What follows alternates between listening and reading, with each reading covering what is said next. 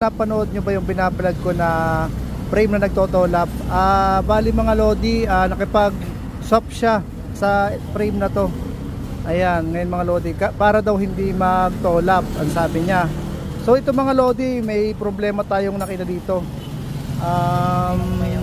Ayan oh. Sobrang laki na ng drop out niya oh. So ito mga idol, kumuha tayo ng axle na panglikod. Yan, panglikod yan.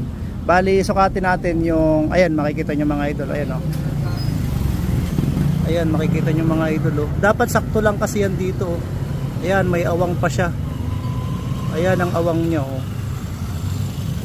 Ayan ang problema.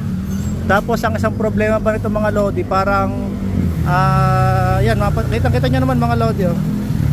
Ituwid natin. Diba? Ayan oh.